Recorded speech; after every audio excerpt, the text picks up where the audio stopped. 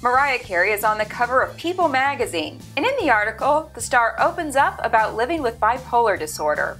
Carey reveals that she was first diagnosed with bipolar II disorder in 2001, but did not seek treatment until more recently.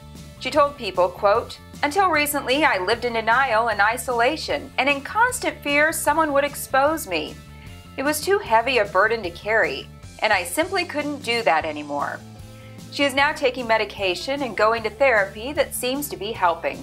Carey joins other celebrities who are going public with their mental health struggles. Carson Daly recently revealed that he has anxiety and panic attacks. Dwayne "The Rock" Johnson has also spoken up about his secret battle with depression and said, quote, "Depression never discriminates." Lady Gaga also spoke about depression to the Mirror, saying, quote, "I openly admit to having battled depression and anxiety, and I think a lot of people do. I think it's better when we all say cheers and fess up to it." It seems like more celebrities are doing just that.